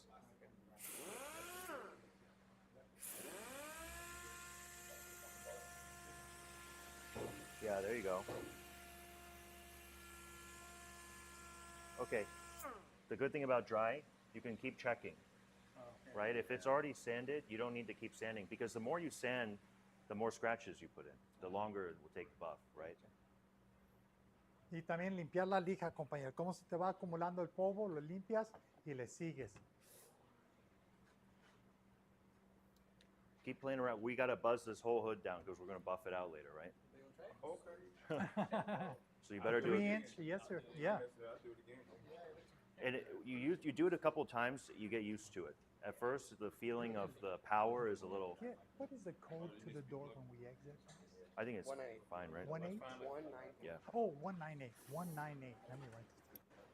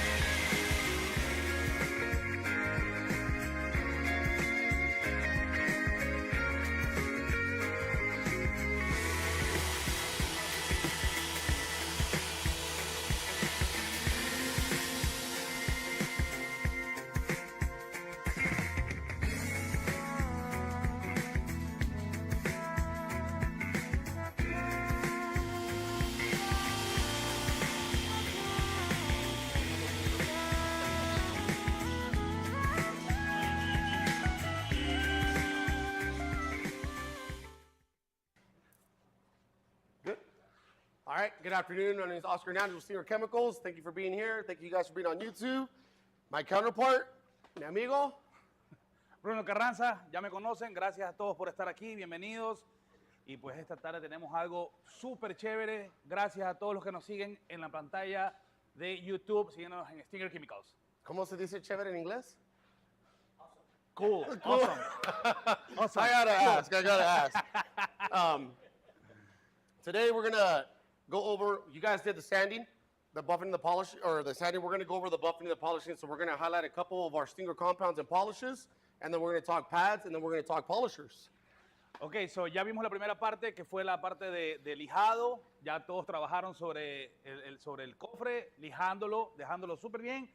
Y ahora vamos a ver pues la parte, cómo vamos a remover con nuestros compounds, con los productos que son de remoción de lijas, 801, 802, y el Fine Polish 815, que es ya para dar un acabado. Question for you guys. Who's already sanding on cars? Who's sanded a car? ¿Quién ya ha lijado sobre vehículos? ¿Quién ya ha tenido la experiencia de lijar sobre vehículos? Done sanding like on windshields and light headlights, but not on the cars. Not a car? En Anything? un vehículo, ¿quién ya ha lijado anteriormente? ¿Quién ha tenido ya esa experiencia? Aparte de mi amigo David. ¿No? Nothing? Okay. You don't need to sand a whole car like this, okay? Unless it's repainted. New cars with the clear coat that's on these new cars now, you don't need to, all right? What we just did, don't do that, you saying? That's been repainted, all right? You're gonna burn paint. You gotta measure the paint, all right? You gotta measure the clear coat, you gotta measure what you're doing, and you have to know what you're doing when it comes to that because you will burn paint. Una de las partes importantes es darse cuenta cuando un vehículo es nuevo, como está diciendo Oscar, es que tenemos que tener mucho cuidado porque es un vehículo nuevo y vamos a lijar, como lo hicimos ahora, que muchos hicimos variaciones, algo más agresivo hasta lo menos agresivo, podemos llegar a quemar la pintura. En este caso no fue así porque es repintado. Casos de vehículos que son repintados, lógicamente pues podemos hacer ciertos ajustes, pero en un vehículo nuevo, como dice Oscar, podemos llegar a quemar la pintura. Let's talk a little bit of business. How much would you charge to do that job? Hablando un poco de negocios, ¿cuánto cobrarían ustedes por hacer un trabajo como ese? How much we charge? Yeah, Just the hood? just a hood. If we were just gonna do that to sand it, buff it, polish it, and ceramic coat it, 300 to 500. 3,500? ¿Cuánto cobrarían haciendo un trabajo? Maybe 100. 100? ¿Cuánto cobrarían haciendo un trabajo como 400? eso, lijando, puliendo what do y you dando think? un acabado? Depends on the market. Mm-hmm. All right, I would go to a body shop and ask them how much it is to repaint it. Oh, they put all that work in it, it'd be cheaper. All right, in my hometown in Ventura, they're charging about $900 to paint that hood. De donde él viene, que es en Ventura, en California, cobrarían alrededor de $900 por hacer el trabajo de un acabado en un cofre como ese. That's painting it, yes. So if I got to restore it and leave it like new conditions, like a painter would, that's what I'm charging. See, and if a painter does it and brings it to me, I'm charging around the same. Si el Alright. trabajo está hecho de esa manera, repintado, y se lo traen a Oscar o se lo traen a cualquiera de nosotros, él cobraría $900 aproximadamente, 900, un poco más, So you pero said your dependiendo del price- trabajo. I'm sorry. You said your price would be, you would charge about that, but even restored, okay. One thing when it comes to sanding, buffing, and polishing, the way that I see it, the way it works in where I'm coming from, and I work with body shops, where they stop is where I start. De la They manera como, buff it or they prep it, they do the bondo, they do the body work, they paint it, it cures, it comes to me. I do that. de la manera como él lo haría es una vez que termina el trabajo, el body shop, ¿ok? Donde termina el body shop es donde arranca él. De ahí es donde arranca su trabajo. Entonces, una vez que ellos terminan, le entregan el trabajo a él, con la pintura ya así como está, él hace todo el proceso siguiente. So what I'm trying to get at is talk to your body shops. Hablen con su body shop. Get Hablen work con su from them persona. and do this for them. This is what's going to make you perfect right here. You're going to get a lot of knowledge by working with body shops. The first 2 years in business, I worked nothing with body shops. Básicamente Do lo this. que te está diciendo es, conversen con una persona que se pueda aliar a ustedes de un body shop para que ustedes puedan ser el complemento para ellos. Ellos hacen la pintura, ustedes hacen el acabado. ¿Es el mejor negocio? Y siempre van a tener negocio. You will always have work if you team up with body shops. They put the paint and they check both. Yeah. These just came out of the paint booth on Friday, I believe, or Saturday. Saturday. Most time they come out the paint shop, you can tell they need some more work done on it, especially when you spend a ton of money on it. You Yeah. spend maybe a couple thousand, $3,000 or $4,000, they might do all that, but anything under that, they don't. Yeah. It still needs some work done. All right. So you guys know I like to talk a little bit about business in there. Just throw it in there. We're going to highlight this, and then we can go back into business. Vamos a hablar de esta parte y después vamos a hablar un poco de negocio, pero vamos a hacer la parte operativa, de trabajo. All right. First one we're going to highlight is our 801 compound. This is not our most aggressive. We have one that's more aggressive, body shop safe, to do the buffing and polishing. If I was going to fix that, I would be using this with a rotary. But you do not need a rotary. You can actually use it with the DA, and we're going to show you how to use it with the DA. All right? Anywhere from sand grits from 800 to 1,000, it's going to remove. That means that you can sand that at 800. This will remove it if you have the right pad and the right polisher. Okay? So don't say that this does not work if you don't have the right pad and the right polisher, because I'm be like, what are you buffing with? What pad are you using? What polish are you using? Right? Go ahead. Uno de los primeros productos que vamos a hablar es del el rubbing compound, el heavy duty rubbing compound, el 801, que es un producto bastante agresivo y bastante abrasivo. No es el más abrasivo de todos que tenemos, pero es el que va a servir bastante para un trabajo como este, donde tenemos marcas de lijas y donde podemos remover siempre y cuando usemos las herramientas adecuadas. Podemos hacerlo con una máquina rotativa, ¿ok? Pero si tenemos un pad de estos, de lana, estos pads de lana son bastante agresivos, van a remover marcas que pueden ser hechas con lija 800 o lija 1000. Podemos también hacerlo con otra máquina, con la máquina orbital, una máquina que también va a ser bastante fuerte, pero nos va a llevar un trabajo un poquito más de mayor trabajo por el simple hecho de que no va a cortar tan rápido como una rotativa. Sin embargo, va a hacer el trabajo de manera adecuada. Any questions on this? ¿Alguna pregunta con un producto como este? Which type of pad are you going to use? About to tell us that? I'm asking you quick. No, I'm just going to let you figure it out on your own, boss. Yeah, no, we're going to go over the pads too. All right, so right now we're going over the compounds. But if you want to do that, I would be using this HG rubbing compound with a wool pad. All right, these are new buff and shine pads. They got this blueberry interface, lets them breathe a lot so it doesn't get hot. Really, really strong wool. You can literally cut, if you sand that hood at 800 grit, which is pretty rough, this compound this in a rotary, you're going to clean it up. And the biggest thing now is that we're going to clean up what we just did. Those are scratches on a hood. We're going to clean them up with the compound and the pad. Make sense? Entonces, lo que vamos a hacer en este momento es, vamos a trabajar en ese cofre que ya está lijado, con lo que de la manera como se ha lijado, con las lijas que se han hecho, y pues vamos a poder usar este producto acá. Si lo usamos con el pad de lana, que es bastante agresivo, vamos a poder limpiarlo y dejarlo, digamos, sin rayones de marcas de lija. Questions? Now, Preguntas. 800 to 1,000. 802. My favorite. This is my favorite. My favorite. 802. This is where I start when I cut. All right? You're going to remove 1,000 grit. 1,000 grit sanding marks. But this is also going to remove all of your swirls, holograms. This is my go-to right here. My shop, this is where I start. This is too aggressive for me. Unless I'm doing a job like this. All right? Go ahead. Uno de los preferidos de él, pero no solo de él, no solo de Oscar, también del mío. Sí. Y yo creo que casi todos los que trabajamos aquí en la empresa y muchos clientes que tenemos han escogido al 802, que es el rubbing compound, para justamente hacer ese trabajo que tenemos sobre un cofre ya que está lijado. Es bastante agresivo, pero es bastante cremoso.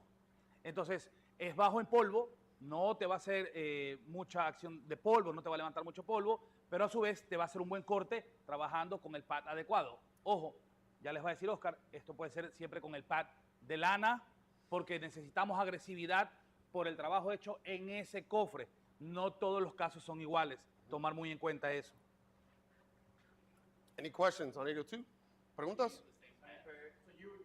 Go ahead. Pad. So here's the thing, guys. Go ahead. So you had a choice, though, 801 or 802, so you prefer to go to 802 first. Go take both 802. I would start here. This, to me, it's a little dusty. This dust, right? So it makes a little bit of a bigger mess. I would start less aggressive.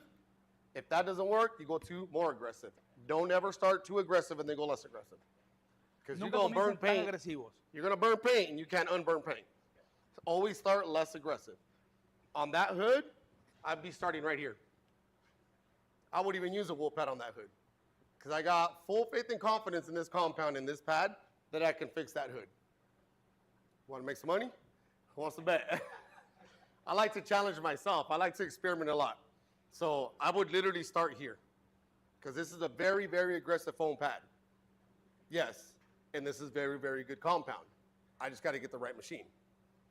Right? Once I put it all together, I think I can remove those. And if I can't do it with this, then I go to a blended wool. It's not a full 100% wool, it's blended wool. So then I would go to this, to my middle. If that still doesn't work, then I'm going full aggressive. If this doesn't work, I'm going very aggressive. You see where I'm going with this? You have to be able to test. So there's not one magic solution for everything. I literally just went through 2 compounds and 3 pads that can possibly fix that hood. What's it going to be? Any bets? YouTube, if you got bets, let's challenge. We'll go live. Una de las partes importantes cuando vamos a hacer un trabajo de estos es saber o tener una buena elección de cuál pad vamos a usar y cuál es el compound qué compound vamos a usar. Lo que dice Oscar en este caso es, él agarraría directamente con el 802, a pesar de ser menos agresivo que el 801, tiene mucha confianza en que con un foam pad de alto corte va a poder hacer el trabajo tranquilamente de poder remover las marcas de lija que tiene ahí. Estoy de acuerdo, totalmente de acuerdo.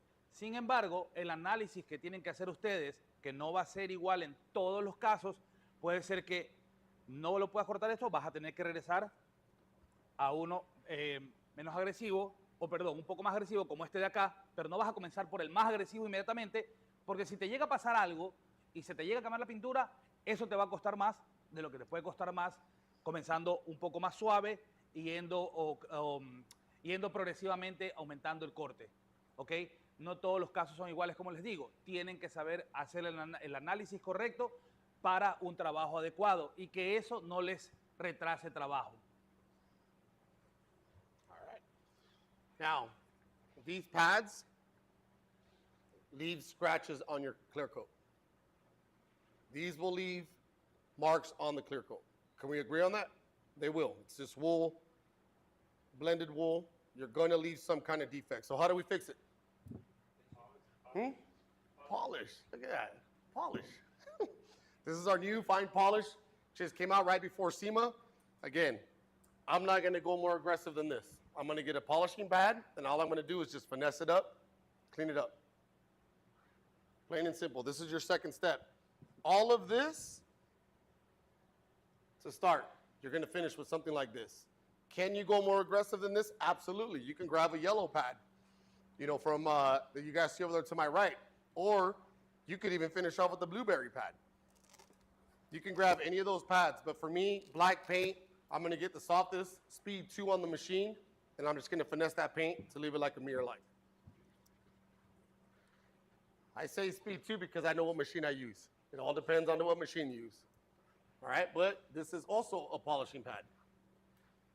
It says polishing finishing, but it's a little bit more aggressive. Pass them around so you guys can see them and actually feel what they are. The softer the pad, the softest pads are for polishing. So this is the one you recommend? I would recommend that. But you're still doing test spots. I'm going to start with the black. If that's not doing it, I'm going to go a little bit more aggressive, all right? So, una de las cosas importantes que les dice Oscar es estos pads en el trabajo van a crear marcas circulares. No importa lo que vaya a pasar, las van a crear y las va a dejar. Va a cortar el trabajo que esté hecho de lija, pero una vez que lo corte, va a dejar marcas circulares. Para eso, ¿qué tenemos que hacer? Lo que dijo mi colega acá, darle un polish. Entonces, darle un acabado para remover esas marcas circulares, entonces existen estos otros 2 pads. El azul, que es un pad, es un heavy polish de acabado un poco más duro, o el amarillo. Sin embargo, comenzamos por el más suave como a modo de prueba, sabiendo que vamos a probar para ver qué tan buen acabado nos puede dejar el más suave. Si no nos deja el acabado que queremos, pues pasamos a uno más duro que nos pueda dar un resultado el resultado que nosotros deseamos. Ya todos vieron el pad, ya sintieron el azul. No sé si tocaron el azul, diferencia del Any amarillo. questions on buffing or compounds or polish or pads? Pregunta. Una pregunta. Usualmente, bueno, yo trabajo en el 95% de autos nuevos. Ok. A veces vienen las marcas muy superficiales, a veces sí vienen profundas. Cuando vienen profundas, ¿cuál me recomendarían? Esa pad con 802. Puede ser ese de ahí con 802, pero cuando tú dices vienen profundas, ¿qué grado de profundidad tiene? ¿Pasó el clear coat? ¿Pasó el color? ¿Pasó el primer? Si ya es algo que pasó el clear coat, donde tú puedes definir, usualmente con la prueba de la uña lo llaman, que tú pasas tocando y ves que ya hay una profundidad, en muchos casos eso es difícil de remover simplemente. No, ya eso es un caso de un body shop, ¿ok? Pero si es algo que no está a ese nivel, que está algo mucho más superficial, como te dice Oscar, el pad azul y 802 te lo va a resolver el tema. Te lo va a remover. Tendrás que hacer un poquito de trabajo, con calma, pero lo vas a resolver. Yes, sir. I'm sorry. So you say you would start with the black pad, Préstame ese, mijo. then go to the yellow, then the blue? The reason I say that is I always start less aggressive on anything. This is going to be your less aggressive polishing pad, medium, heavy polishing, right here. Less aggressive, your medium, and then it even says it, heavy polished pad on the back. Didn't know what to do with them. What's that? I had all that, just didn't know what to do with them. I was just going in different sequences. Hey, man, that's what we're here. That's what we're here. All right, moving on to the polishers. We do have them all over there, but I wanted to kind of just show you guys what we have. Anywhere between the DeWalt, the Flex, the Rupes, now we got Dynabraid. You can use all of these polishers. You can buy all of those polishers, but if you don't know how to use them, you're not going to correct anything, all right? So there's different purposes for every single polisher in this market, and trust me, they all work. If you know how to use them, they all work. In my mind, there's not one better than the other because all these polishers work. You just have to know what to do with them. Algo importante en este trabajo es saber elegir cuál es la máquina que vamos a trabajar. Hay diferentes tipos de máquinas, desde rotativa, orbital, doble acción. Lo importante es que todas las máquinas son buenas y hacen un trabajo específico. Cada una está definida o diseñada para un trabajo específico. Lo importante cuando vamos a hacer un trabajo de estos es qué máquina vamos a usar y qué pad vamos a usar y de qué manera lo vamos a hacer. Si lo vamos a hacer bajo el sol, bajo la sombra. Todo eso son variables que necesitamos tener en cuenta cuando vamos a hacer el trabajo, porque todas ellas van a hacer el trabajo, cualquiera que ustedes usen, pero con el análisis adecuado de cómo voy a realizar mi proceso. Any questions? Preguntas. Sure? Anything on YouTube? Preguntas a los amigos de YouTube. There's no such don't thing as a worry silly about question. silly question. I have my polisher, and you know, but it starts like at 2400, 2600. What is that difference between 2400, 2600, 2700? What do you have? You have a DeWalt? I know I have a Milwaukee. That's Milwaukee? pretty much the same on this one, right? Rotary? If I'm, honestly, the lower the number, the lower the speed. Right. So that's why when I polish on 2, that's 2 on a Dynabraid. 2 on a Dynabraid is going to be different than 2 on a DeWalt. See what I'm saying? 200, that's supposed to be a good speed. No, see, don't get it mixed up because all these different manufacturers make different speeds. All right? And it's usually 1 through 6. What is that? What is it called? Is it DIY? Is that what it's called? Or the one that Orbital? Orbital? Orbital? Yeah, when it moves. Yeah. Orbital? So the way that I would say this is when I'm cutting, I'm at a high speed. When I'm polishing, I'm in middle speed, 2 to 3. So I'm cutting at 5 or 6, I'm polishing at 2 or 3. That make sense? And we'll show you guys on the polishers here. ¿Qué es lo importante aquí? Lo que está hablando el colega es que en la velocidad va a depender mucho el resultado del trabajo. Cuando estás trabajando para cortar, ¿qué es lo que vamos a hacer ahí? Vamos a cortar las marcas de lija. Utilizamos, en este caso específico, podemos utilizar una lana con un compound, un heavy duty compound. Podemos hacerlo de esa manera. Como también podemos utilizar el otro pad de corte. Sin embargo, y en este caso, pues podemos utilizar una alta velocidad. Las velocidades varían en función al tipo de máquina, porque no todas las máquinas hacen el mismo trabajo. Hay unas que son rotativas, como ya les dijimos, otras que son orbitales de giro forzado y otras que son de doble acción. Ya las vamos a ver ahí para que ustedes puedan identificar cada una de ellas. Pero cada máquina tiene una velocidad diferente y se trabaja a una velocidad diferente que te va a dar el resultado adecuado cuando tú lo haces de manera correcta. Questions? Any more? Preguntas. Esto es rápido. Y de aquí vamos a... No, todavía. You guys no want to go todavía. do some polishing? All right, Bruno's Sí. going to take you guys over. He's going to do hands-on because we're on one hood. We'll be there to answer your questions. Sounds good? Thank you. Thank you guys for tuning in on YouTube. We will see you in June for our next classes. Please follow us on all social media platforms to get that information. Gracias a todos nuestros amigos que nos siguen en YouTube. Nos vemos en la próxima clase que es en junio. Vamos a hacer ahora el trabajo en el cofre. Y después de eso, pues, ya preguntas que necesiten, consúltenos y nosotros les responderemos. Saludos a todos.